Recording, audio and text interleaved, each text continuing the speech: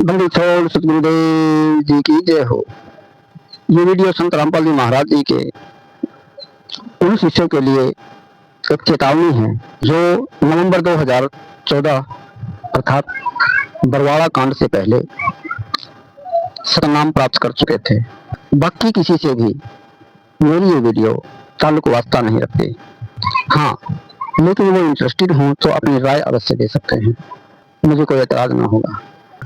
जो भी कहूँगा सच कहूँगा, सच के सिवा कुछ नहीं कहूँगा। जो भी कहूँगा डंके की चोट पर कहूँगा, जो भी कहूँगा स्पष्ट कहूँगा। और मेरी ये वीडियो मेरा एक लाइव एफिडेविट होगा जिसमें कही गई हर बात के लिए मैं जीवन पर्यंत जिम्मेदार होऊंगा। और संत रामपाल जी महाराज जी का कोई शिष्य जो इतना ही जिम्मेदार हो वो मेरी इस वीडियो का इसी प्रकार वीडियो बनाकर और जिम्मेदारी लेते हुए जवाब दे सकता है। अन्यथा मेरी इस वीडियो का जवाब देने की कोशिश भी ना करें, क्योंकि यहाँ बकवास नहीं चलेगी। बकवास तो तुमने बहुत कर दी सालों सालों से। और ये वीडियो सतलोक आश्रम मैनेजमेंट अर्थात RSSS यानी राष्ट्रीय समाज सेवा समिति के पदाधिकारियों और इस समिति के 10 लाख सदस्यों से जवाब मांगने के लिए भी तैयार की गई है। और मैं चाहता हूं मेरी इस वीडियो का विद इन 20 डेज जवाब दे दें। अन्यथा यदि वो जवाब देने में असफल होते हैं तो फिर अगली कार्रवाई के लिए तैयार रहें। सच सा है। मैं अपने वीडियो की शुरुआत केले और बेरी के पेड़ों से करना चाहता हूँ। केले के वृक्ष के चारों ओर बेरी के पेड़ और कटीली झाड़ियाँ उगी हुई थी। केले को जरा सी बात लगी। समय बीतता गया और एक दिन आया जब केले का पेड़ चारों ओर से उन कटीली झाड़ियों से घिरा हुआ था। थोड़ी सी भी हवा की झोंका और हिल डुलने पर केले के सॉफ्ट पत्ते कटीली झाड़ियों के संपर्क में आ जाते और चीर दिए जाते। अंत में कटीली झाड़ियों और बेरी के पेड़ों ने केले के पूरे वृक्ष को चारों ओर से जकड़ लिया और उसके सभी पत्तों को आच्छादित करके तार तार कर दिया। एक दोहा सुना करते थे। कबीर साहब बोलते हैं केले के वृक्ष को चेतावनी देते हुए, केला काहे न चेत ही जब डिग उगसी बेर, दौलत ही को चीर दे कांटों ने लिया घेर। इस कहावत के जरिए मैं संत रामपाल जी के चेलों को आगाह करना चाहता हूँ कि यदि समय रहते नहीं संभले तो यही दशा संत रामपाल जी महाराज जी के 1 करोड़ शिष्यों की होने वाली है। इसके साथ ही संत रामपाल जी महाराज के जो चेले डी ग्रुप के सेवादार थे या फिर अपने गुरुजी की सिक्योरिटी में तैनात थे या फिर सतलोक आश्रम संचालन के मुख्य सेवादार थे या फिर राष्ट्रीय समाज सेवा समिति के पदाधिकारी रहे हों, उन सेवादारों में से जो अपने गुरुजी या आश्रम को छोड़कर भाग गए हों, जिन्होंने पुलिस को सरेंडर ना किया हो, जिनको पुलिस ने उनके बिलों से अर्थात घरों से दबोचा हो अर्थात गिरफ्तार किया हो, जिनका नाम किसी मुकदमे में हो और उन्होंने सरेंडर ना करके जो कानून के भगोड़े हो गए हों, या फिर संत रामपाल जी महाराज के जिन चेलों ने कोर्ट में अपने गुरुजी के विरुद्ध झूठी गवाही दी हो या फिर अपने गुरुजी के बयानों को झूठा करार देकर उल्टा जवाब दिया हो, या फिर संत रामपाल जी महाराज के किसी चेले ने सार्वजनिक मीडिया के सामने या सरेआम जनता या समाज के सामने कोई प्रतिज्ञा ली हो, सौगंध खाई हो या कोई वचन दिया हो और समय आने पर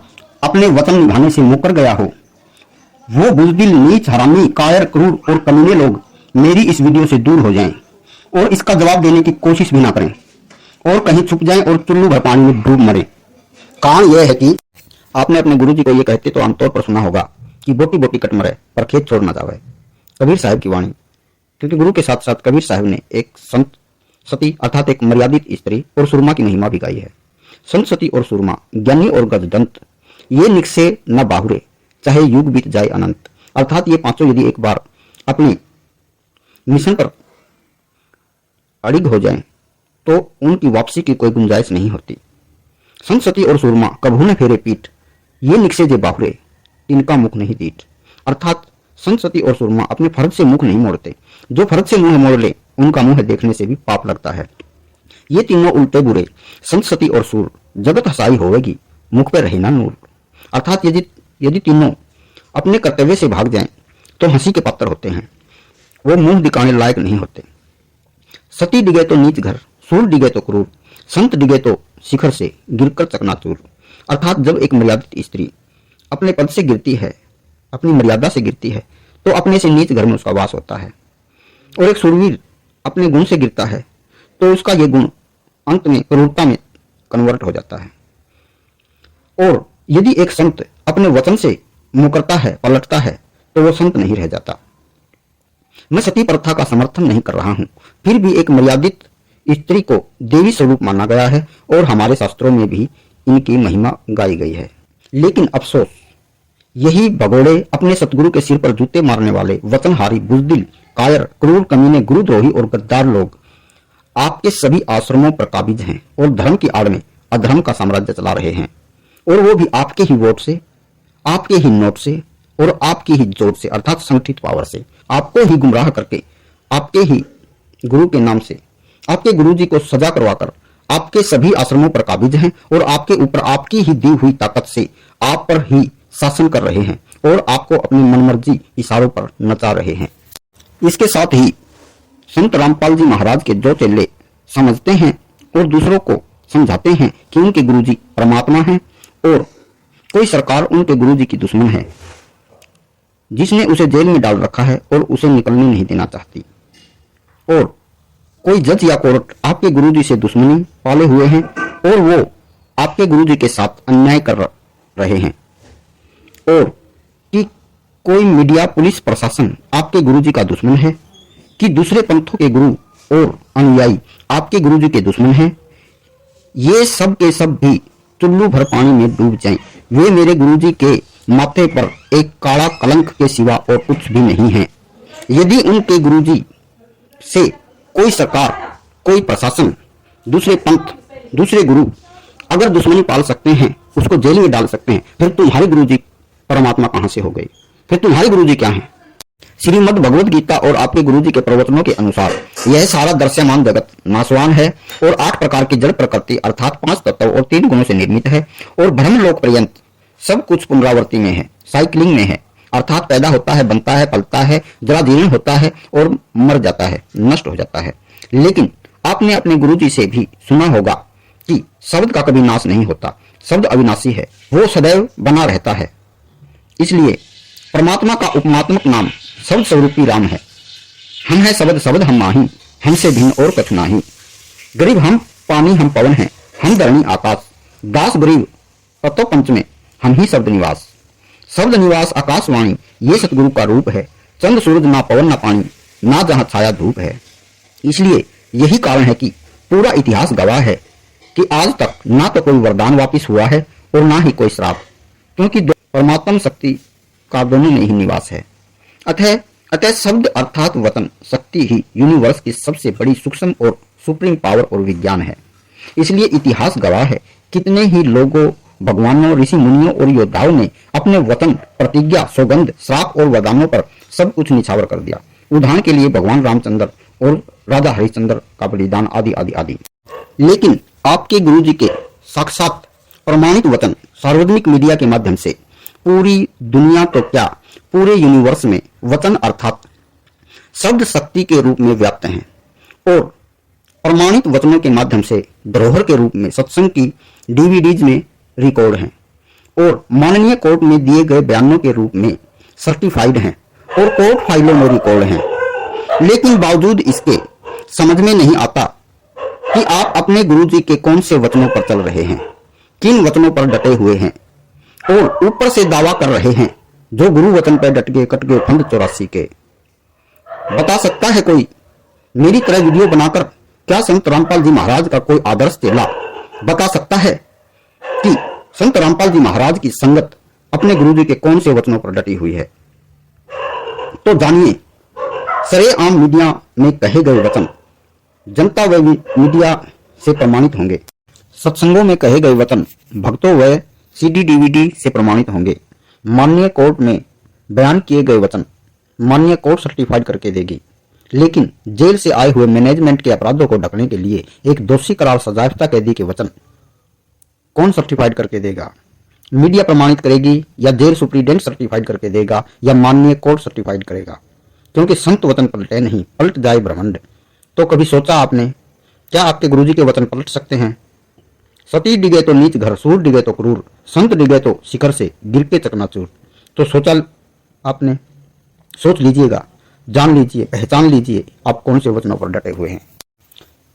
क्या कोई जवाब दे सकता है कि यदि जेल से आए वचन संत रामपाल जी महाराज के हैं तो सरेआम मीडिया में बोले गए वचन किसके थे? यदि राजनीतिक पार्टियों, पॉलिटिकल प्रेशर ग्रुप्स, दबाव समूहों को वोट देने, समर्थन देने, उनके प्रोग्रामों में शामिल होकर सफल बनाने के आदेश आपके गुरुजी के हैं, तो प्रवचनों में राजनीति से कोसों दूर रहने की शिक्षाएं किसकी थी? वो शिक्षाएं देने वाला कौन था? यदि जेल में बैठा संत पूर्ण ब्रह्म कबीर साहब स्वयं हैं, सबके जल थल के रक्षक हैं, तो अपने ही लाखों अनुयायियों के बीच बंदूकों की नोक पर जिसकी जान माल की हिफाजत हो रही थी, वो शख्स कौन था जिसको चारों तरफ से गनमैन घेरे रहते थे? मुझे बता दीजिए कि वो काल भगवान से अपने जान माल की रक्षा करवाने आए थे या गुरुजी की जान की रक्षा करने? संत रामपाल जी महाराज के जिन चेलों को मिर्ची लग गई हो, वो कृपा वीडियो यहीं पर स्टॉप कर दें, क्योंकि आगे वही देख पाएगा जिसमें अदम्य साहस होगा। इसके साथ ही साहस की परिभाषा भी सुन लीजिएगा। दुनिया का सबसे बड़ा साहस है सत्य को स्वीकृत करने का साहस। जिसमें सत्य को स्वीकृत करने का साहस नहीं है, वो चाहे कितना भी तपस्वी, ताकतवर, समर्थ, अमीर क्यों न हो, वो बुजदिल है। क्योंकि युग परिवर्तन का समय है, परिणामों और नतीजों का समय है। अब और कोई सामर्थ्य काम नहीं आएगा। और इसके साथ ही आज मैं अपनी वीडियो को विराम देना चाहता हूं। जल्द ही ऐसी ही 200 प्लस वीडियो के साथ आपके समक्ष फिर हाजिर होऊंगा, जिन्हें देखकर संत रामपाल जी महाराज के 1 करोड़ भेड़ चाल मूर्ख चेलों पर आसमान टूट सकता है, उनकी जमीन खिसक सकती है, उनकी आंखें पथरा सकती हैं, उनके मुंह खुले के खुले रह सकते हैं। इस वीडियो के माध्यम से मैं संत रामपाल जी महाराज के मूर्ख चेलों को कोई ज्ञान बांटने नहीं आया हूं। ज्ञान के भंडार का ठेका तो सतलोक आश्रम की गुरु गद्दार मैनेजमेंट के साथ साथ 1 करोड़ मूर्ख चेलों ने ले ही रखा है। मैं तो आपके गुरुजी की शिक्षाओं और ज्ञान के आधार पर आपको रिजल्ट सुनाने आया हूं। अपनी अगली वीडियो में मैं आपको बताने वाला हूं कि प्रसिद्धि से परहेज रखने वाले मेरे जैसे एकांत प्रिय व्यक्ति को आखिरकार इस प्रकार वीडियो बनाकर आपके सामने क्यों उपस्थित होना पड़ा। मैं मुफ्त की बात नहीं करता, बल्कि भुगतभोगी हूं और आपके गुरुजी के देशद्रोह अर्थात राजद्रोह वाले मुकदमे में 142 में से 79 में से 31 और 31 में से भी 5 मेन अभियुक्तों में से एक हूं। जैसे ही ये वीडियो आपके सामने आएगी, सतलोक आश्रम मैनेजमेंट आपको आपके ही गुरुजी का आदेश की आड़ में गुमराह करके वीडियो को देखने से मना करेंगे, नाम खंडित होने का भय दिखाएंगे, आश्रम से निकाल देने, गुरुद्रोही करार देने या किसी और भय, नुकसान या भ्रम में डालकर मेरी वीडियो देखने पर पाबंदी लगाएंगे, ताकि मैनेजमेंट के काले कारनामों पर पर्दा पड़ा रहे और उनका पर्दाफाश ना हो पाए। लेकिन ये वीडियो आपने नहीं सुनी तो देश दुनिया सुनेगी, भगत नहीं तो जगत सुनेगा, देखेगा, समाज सुनेगा। और रिजल्ट ये होगा कि जिन बातों से हकीकत को, सच्चाई को मैनेजमेंट आपसे छुपाए रखना चाहती है, वो समाज, देश, दुनिया जान लेगी। जिन सच्चाइयों से आप आंख मूंद कर बचना चाहते हैं, वो दुनिया आपको दिखाएगी और जवाब मांगेगी। तब आप और आपकी बदचलन गुरु गद्दार मैनेजमेंट मुंह दिखाने के लायक भी नहीं बचेगी। तो आखिरकार सत्य से कब तक मुंह मोड़ोगे? रही बात आपकी मैनेजमेंट, वो सच बोलेगी तो भी पिटेगी, झूठ बोलेगी तो भी पिटेगी और चुप रहेगी तो भी पिटेगी, क्योंकि इनका पिटना तो हर हालत में ही तय है। इनको पिटने से दुनिया की कोई ताकत नहीं रोक सकती, सिवाय भगवान भी नहीं। क्योंकि राजा की चोरी करे और रहे रंग की ओट, कहे कबीर क्यों उबरे काल कठिन की चोट। गुनाह करके आखिर छुपिएगा कहाँ जनाब, ये जमीन भी उसी की है और आसमान भी। सतलोक आश्रम मैनेजमेंट आपको ये कहकर गुमराह करने की कोशिश भी करेगी कि कृष्णकांत झूठे आरोपों में उलझाकर रुपए, पैसे, रिश्वत मांगना चाहता है। तो एडवांस में समाधान किए देता हूं, नहीं चाहिए आपका पैसा। मैं ये कहकर भी गुमराह करेंगे कि कृष्णकांत आश्रम की पद प्रतिष्ठा या कोई ओहदा पाना चाहता है। तो एडवांस में ये भी क्लियर किए देता हूं, नहीं चाहिए आपकी कोई प्रतिष्ठा या ओहदा। मेरा विरोध करने से पहले आरएसएस गैंग और मैनेजमेंट और संत रामपाल जी महाराज के गुमराह चेले सबसे पहले इस बात का निर्णय कर लें कि सार्वजनिक मीडिया के सामने कहे गए वचन, माननीय कोर्ट की गवाहियों में कहे गए वचन और अपने आश्रम के सिंहासन पर किए गए प्रवचनों में बोले गए वचन कह दें कि वो मेरे गुरुजी के नहीं हैं, या कह दें कि बोलने वाले मेरे गुरुजी नहीं हैं, या फिर दावा कर दें कि मेरे गुरुजी झूठ बोल रहे हैं। यदि इन तीनों में से कोई भी दावा नहीं कर सकता तो मेरा विरोध करने की कोशिश भी ना करें और स्वीकार कर लें कि आरएसएस यानी कि सतलोक आश्रम मैनेजमेंट ने उनको गुमराह करके उनके अपने हाथ से ही उन्हीं के जूते उन्हीं के अपने हाथों से उन्हीं के गुरु भगवान के सिर पर मरवा दिए हैं और उनके ही नोट की ताकत से, उनकी ही जोट की ताकत से और उनकी ही वोट की ताकत से और उनके ही हाथों उनके ही गुरु भगवान की आध्यात्मिक हत्या करवा दी है। इसलिए जो संत रामपाल जी महाराज का जो चेला अपने गुरुजी के सत्संग के वचन और शपथ लेकर माननीय कोर्ट के सामने दिए गए बयानों को झूठा करार नहीं दे सकता, उसे मेरे विरोध करने का कोई हक नहीं है। और जो सार्वजनिक मीडिया के सामने घोषित किए गए उनके गुरुजी के वचनों को झूठा करार नहीं दे सकता, उसे मेरा विरोध करने का किसी प्रकार भी कोई भी हक हासिल नहीं। इसलिए मेरा विरोध करने से पहले 100 बार विचार कर लेना कि कहीं आप परीक्षा में फेल ना हो जाएं। तो पहली बात तो ये कि मैं कृष्णकांत घोषणा करता हूं कि मैं अपने गुरुजी के सार्वजनिक ओपन सत्संगों में बोले गए वचनों पर, सार्वजनिक मीडिया के सामने बोले गए वचनों पर और माननीय कोर्ट के समक्ष सशपथ गवाहियों में कहे गए वचनों पर 101% विश्वास करता हूं, उन पर ईमान रखता हूं, उनको अमूल्य धरोहर के रूप में संग्रहित और संरक्षित करता हूं और एफिडेविट दे सकता हूं कि इन 3 जगहों पर मेरे गुरुजी के मुख से निकले गए कोई भी वचन मिथ्या नहीं हो सकते, झूठ नहीं हो सकते। वो एक शब्द अर्थात वचन शक्ति हैं जो कचरा पेटी में डालने योग्य नहीं बल्कि कचरा पेटी से आदरपूर्वक निकालकर संजो लेने योग्य हैं। वो कहने सुनने के नहीं बल्कि कर पालन के हैं। और मेरे गुरुजी के वो वचन जिन भी व्यक्ति गैंग या संस्था के विरुद्ध हैं, मैं उनके पक्ष में कभी नहीं हो सकता, नहीं हो सकता, नहीं हो सकता। इसलिए इन 3 जगहों को छोड़कर और कहीं भी मैं अपने गुरुजी के किन्हीं भी वचनों को प्रमाणित नहीं मानता हूं। बाकी वो उनका निजी व्यक्तिगत प्राइवेट मामला है, वो कुछ भी करें कुछ भी कहें, वो उनकी लाइफ है। मेरे गुरुजी से मैंने जो शिक्षा मिली है, जो सीखा है, मैं उस सीख के लिए जिम्मेदार हूं, ना कि उनके ड्रामेबाजी के लिए। इसलिए जो कोई भी व्यक्ति गैंग या संस्था किसी मिथ्या सिद्धांत षड्यंत्र या कुतर्क से मुझे मेरे गुरुजी की शिक्षाओं, वचनों और बयानों से गुमराह भ्रमित भटकाने या किसी भी तरीके से मेरा ध्यान भटकाने की कोशिश करे, वो मेरे गुरुजी के दुश्मन हैं। तो वो मेरे भी दुश्मन हैं और मैं भी उनका दुश्मन नंबर 1 है। इसलिए संत रामपाल जी महाराज का जो चेला अपने गुरुजी के सार्वजनिक कोर्ट, मीडिया और सत्संगों में कहे गए वचनों को झूठा करार देने का सामर्थ्य रखता हो, वो मेरा विरोध करे और सामने आए। और यदि किसी में अपने गुरुजी के इन तीनों वचनों को झूठा, गलत और अप्रमाणित करार देने का जिगर ना हो, वो मेरे वीडियो का विरोध करने और जवाब देने का दुस्साहस भी ना करे। जे तू चाहे राम को तो पाक्या सिद्धि खेल, कच्ची सरसम तेल के तो खड़ होवे ना तेल। इसलिए तुम तीनों जहान से गए, क्योंकि यदि तुमने अपने गुरुजी के वचनों को झूठा कहा तो ये संगत तुम्हें नहीं छोड़ेगी। यदि तुमने अपने गुरुजी के वचनों को सच्चा कहा तो ये कानून तुम्हें नहीं छोड़ेगा। और यदि तुम चुप रहे, कोई भी जवाब नहीं दिया, तो ये जगत, दुनिया, जनता तुम्हें नहीं छोड़ेगी। यदि तुमने समय रहते माफी नहीं मांगी कि हाँ, हमने संगत को गुरुजी के आदेशों के नाम से गुमराह किया है, तो तुम्हारा पिटना तय है। गुनाह करके छुपिएगा कहाँ जनाब, ये जमीन भी उसी की है और आसमान भी। और संत रामपाल जी महाराज का कोई चेला अपने सतगुरु जी के खुले सत्संग प्रवचनों, सरेआम मीडिया के बयानों और माननीय कोर्ट की गवाहियों के वचनों पर ईमान रखता हो, उनको धरोहर मानता हो और अपने गुरु जी के वचनों की सत्यता के बारे एफिडेविट देने का साहस रखता हो, वो मुझे पूर्ण परिचय देकर मेरे व्हाट्सएप नंबर 8901416593 पर संपर्क कर सकता है और हमसे जुड़कर युग परिवर्तन में सहयोगी व भागीदार हो सकता है। दूसरी बात यह है कि मेरे गुरुजी संत रामपाल जी महाराज हमारे गुरु बाद में हैं। पहले अपने देश के संविधान और कानूनों का आदर सम्मान व पालन करने वाले एक सीनियर सिटीजन हैं। वो जानबूझकर कोई कानून नहीं तोड़ सकते।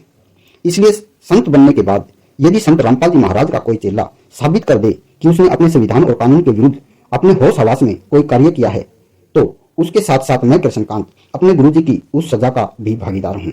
लेकिन और यदि फिर भी कोई अपने निजी स्वार्थ, बदनीयत या गरजवश मेरे गुरुजी के नाम से उसके आदेशों की आड़ में उसकी कोर्ट गवाही के विरुद्ध संविधान और कानूनों से खेलता, फ्रॉड करता या कानूनों को तोड़ता या संगत को भ्रमित करता साबित हुआ या इस धोखे में शामिल पाया गया तो माना जाएगा कि वो मेरे गुरुजी का दुश्मन और गद्दार है।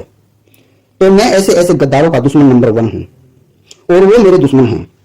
तो वो कितने भी ताकत, पैसे, रुतबे वाले क्यों न हो, वो समय रहते माफी मांग ले, नहीं तो आज नहीं तो कल वो उनके अंजाम तक हर हालत में पहुंचा ही दिए जाएंगे। गुनाह करके छुपिएगा कहां जनाब, ये जमीन भी उसी की है और आसमान भी। तीसरी बात यह है कि जो लोग आपका अरबों खरबों रुपया, वोट, सपोर्ट, समय और मेहनत आदि आदि सबका भरपूर दोहन करके भी, भरपूर इस्तेमाल करके भी आज तक आपके गुरुजी की जमानत भी नहीं करा सके। जमानत तो छोड़िए, एक दिन पैरोल तक नहीं दिला पाए। पैरोल भी छोड़िए, अपने माँ बाप की अंत्येष्टि के लिए, दाह संस्कार के लिए 1 घंटे के लिए भी कड़ी कस्टडी के साथ भी मोहलत तक नहीं दिला पाए, और वो भी हाईकोर्ट की इजाजत के बावजूद। तो क्या फिर भी आपको ये भ्रम है कि वो आपके गुरुजी को जेल से बाइज्जत बरी निकाल देंगे? हकीकत तो ये है कि ये गद्दार आपके गुरुजी को बाइज्जत बरी तो क्या, जमानत तो क्या, पैरोल तो क्या, कस्टडी में मोहलत तो क्या, बाहर की हवा तक नहीं लगने देना चाहते। यदि सच्चाई को हजम कर सको तो ध्यान से सुनो। इनको हकीकत में तो एक ही टेंशन है कि कहीं सचमुच ही आप जाग न जाओ, कहीं इनके भ्रम जाल से तुम बाहर ना निकल जाओ, कहीं तुम्हारे गुरुजी सचमुच ही बाहर ना आ जाएं, कहीं इनके भ्रम फ्रॉड गेम का भंडाफोड़ ना हो जाए, कहीं इनका पर्दाफाश ही ना हो जाए, कहीं इनकी अय्यासियां और गद्दियां छिन ना जाएं। इसलिए किसी भी कीमत पर ये आपके गुरुजी को नहीं छुड़ाएंगे। लेकिन ये गुरु गद्दार भगोड़े और समर्थक, उनके समर्थक चमचे, मुखबिर, क्रूर, कमीने लोग आपसे कभी भी इन संगीन विषयों पर बात नहीं करेंगे, चर्चा नहीं करेंगे, और यदि आपने बात भी की तो कुतरक करके गुमराह करेंगे, चुप हो जाएंगे या आपका ध्यान और बातों में खींचेंगे, ध्यान डाइवर्ट करेंगे, आपको भक्ति की अन्य बातों और चकाचौंध के कार्यों में उलझाएंगे। मैं हमेशा प्रसिद्धि से दूर रहा हूं, एक फोटो खिंचवाने में भी हिचकता रहा हूं, लेकिन मैं आपको अपनी अगली वीडियो में बताऊंगा कि ऐसा क्या हुआ कि मुझे मजबूरन सामने आना पड़ा। तो हकीकत यह है कि अप्रैल 2022 से ही अपने चमचों, मुखबिरों के माध्यम से आपके गुरुजी की संगत को गुमराह करके इन्होंने षड्यंत्र रचकर मेरे से एक इतना बड़ा झगड़ा मोल ले रखा है कि इनके पाप का घड़ा भर गया है और फूटने को है।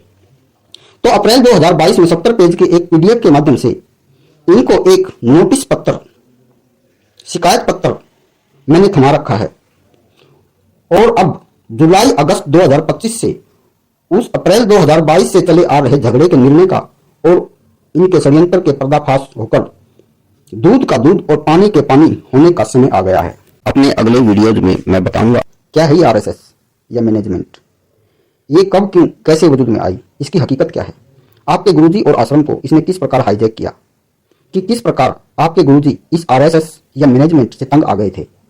मैं बताऊंगा आपको कि सालों महीनों धरनों पर बैठकर भी आपकी सीबीआई जांच क्यों ना हुई। मैं बताऊंगा आपको कि हकीकत में जेल में क्या क्या घटनाएं घटी थी। मैं बताऊंगा कि बेशकीमती सारनाम और सार शब्द आपको मुफ्त प्रसाद की तरह क्यों बांटा जा रहे हैं। आखिर क्या है ये सारनाम और सार शब्द, इसकी हकीकत क्या है। मैं बताऊंगा आपको कि आपके गुरुजी की कोर्ट गवाही, सजा के कारण और मीडिया व कोर्ट बयानों पर चर्चा न करके पहले से ही प्रचुर मात्रा में प्रवचनों का ऑलरेडी जखीरा होने के बावजूद दुख की इस घड़ी में आपको जेल कस्टडी से आए दिन मीठे मीठे सत्संग सुनाकर क्यों बहकाए रखना चाहते हैं। आखिर किस हकीकत पर पर्दा डालना चाहते हैं ये। मैं बताऊंगा कि जो आपके गुरुजी को बाहर की हवा तक नहीं लगने देना चाहते, वहां से आपको उलझाए रखने के लिए आए दिन इतने बड़े बड़े सत्संग और ग्रंथ लिख लिख कर क्यों आ रहे हैं, आखिर इनका प्रयोजन क्या है। मैं बताऊंगा आपको कि जिनके गुरुजी को रिहाई, जमानत, पैरोल, यहां तक कि माँ बाप की अंत्येष्टि के अधिकार से भी वंचित किया गया हो, उस मैनेजमेंट और संत रामपाल जी महाराज की गुमराह संगत पर ऐसे दुख की घड़ी में जब उनके गुरुजी ही सजायाफ्ता कैदी के तौर पर जेल में सड़ रहे हैं, ऐसी कौन सी खुशियां आन पड़ी हैं जो उनसे संभल ही नहीं पा रही हैं, जिन्हें आए दिन बड़े बड़े धर्म भंडारे करके बांटना जरूरी हो गया हो।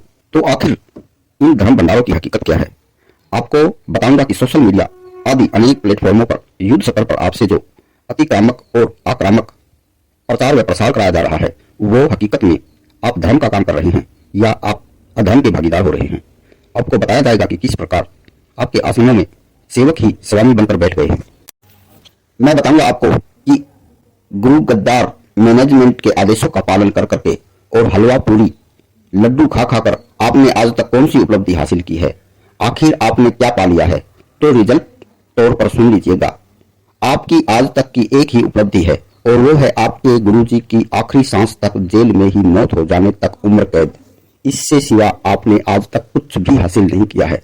जब आपके सामने हकीकतें रखी जाएंगी तो आप रोया करोगे और सबसे ही समझ जाओगे कि ना तो सरकार आपकी दुश्मन है, ना पुलिस आपकी दुश्मन है, ना प्रशासन आपका दुश्मन है, ना मीडिया आपकी दुश्मन है, ना दूसरे पंथ आपके दुश्मन है, ना दूसरे अनुयायी आपके दुश्मन है, ना दूसरे गुरु आपके दुश्मन है, ना जज आपके दुश्मन है, ना कोर्ट आपकी दुश्मन है। यदि इस दुनिया में आपका कोई दुश्मन है तो वो आपके बीच ही है, जो आपको आपके गुरुजी की लक्ष्मण रेखाओं, हिदायतों और शिक्षाओं के विरुद्ध आपको गुमराह कर रहे हैं, आपको चकाचौंध में डाले हुए हैं, आपको निर्देशित कर रहे हैं और गलत दिशा में ले जा रहे हैं और आपके गुरुजी के आदेशों की आड़ में बाहर धर्म के नाम पर अधर्म का, पाप का साम्राज्य चला रहे हैं और अपने पाप और अधर्म के साम्राज्य को चीर सताई बनाने के लिए आपके गुरुजी की जेल के अंदर से ही मौत का इंतजार कर रहे हैं।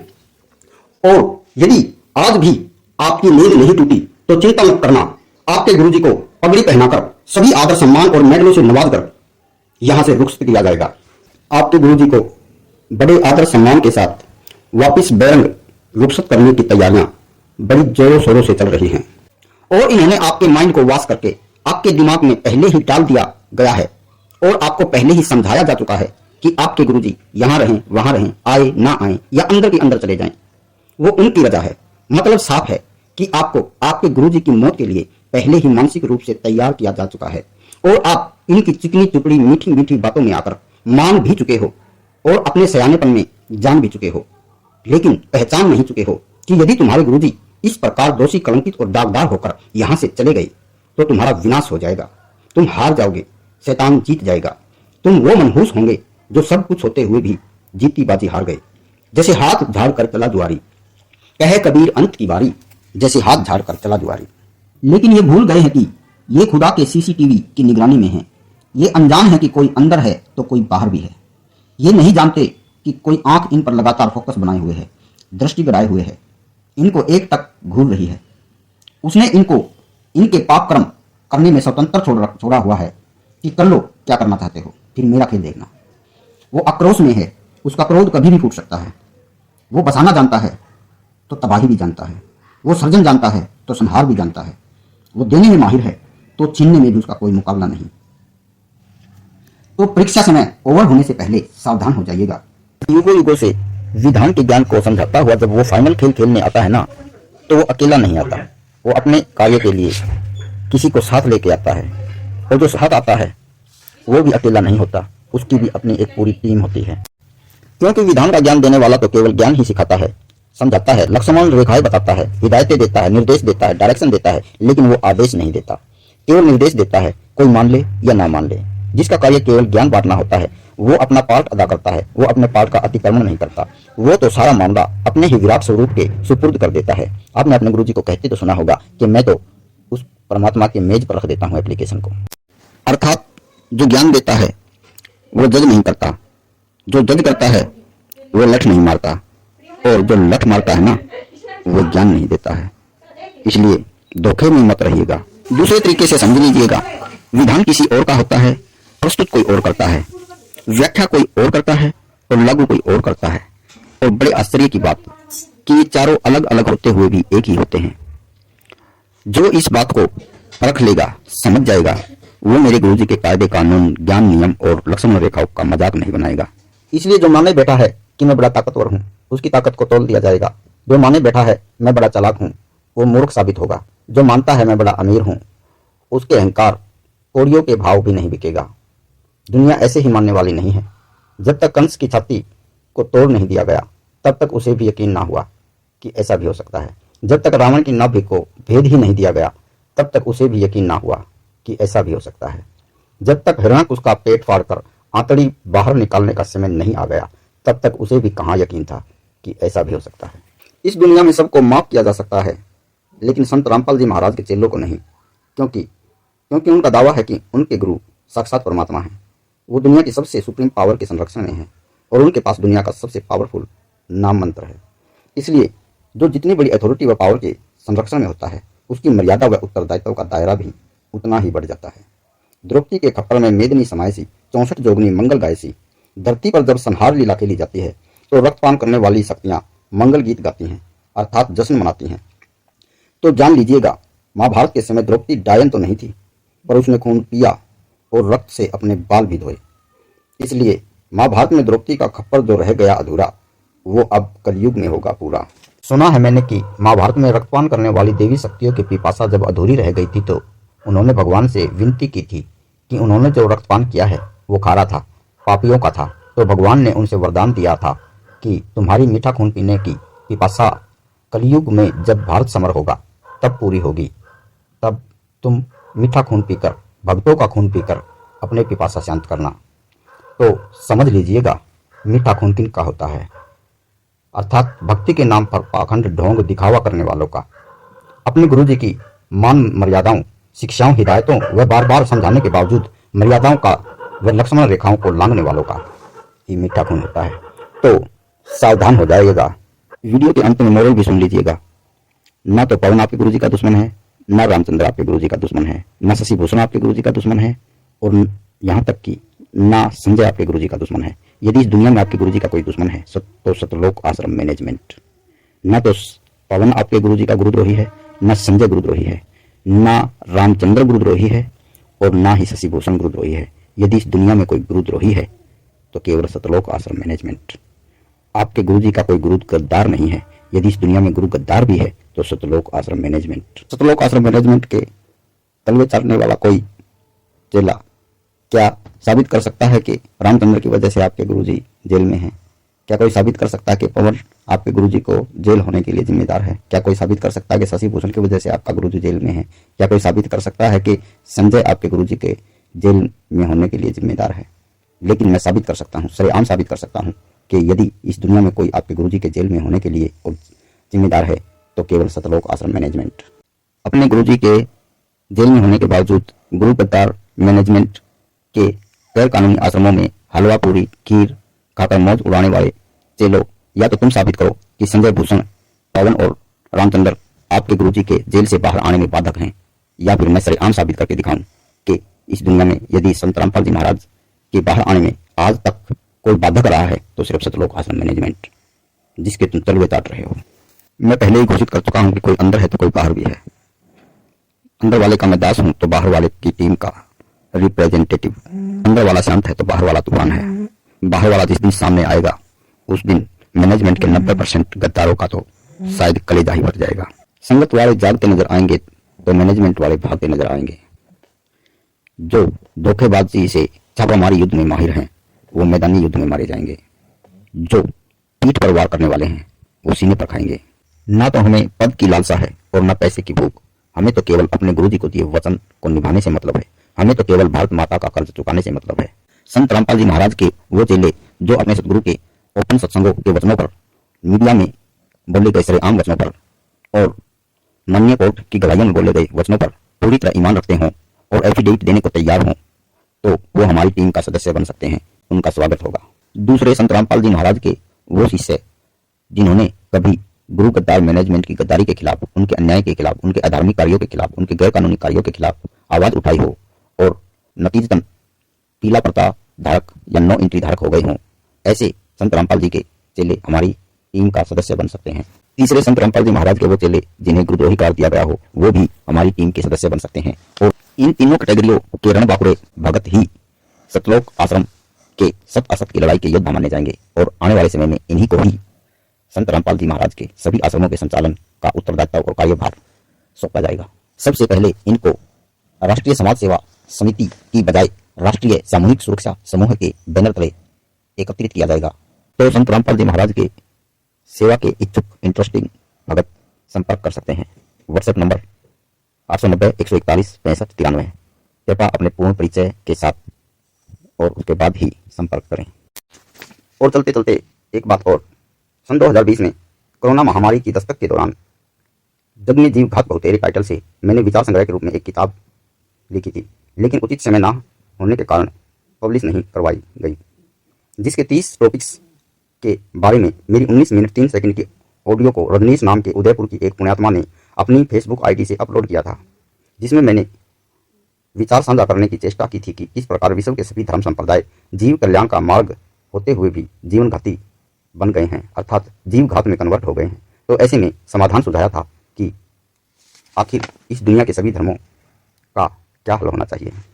उसके बाद अप्रैल 2022 में सतलोक आश्रम मैनेजमेंट आरएसएस ने अपने एक मुखबिर चमचे की गलत सूचना पर मुझे टारगेट में ले लिया था और फिर अपनी आपसी वाद विवाद के दौरान मैनेजमेंट RSS की डिमांड पर ही मैंने इनको 70 पेज के एक शिकायतनामे के रूप में एक PDF थमा दिया था, जिसका आज तक भी ये कोई उत्तर नहीं दे पाए हैं। इसलिए ये मर तो अप्रैल 2022 से ही गए थे, अब तो मैं इनकी अस्थियां बहाने आ रहा हूँ। सच साहेब।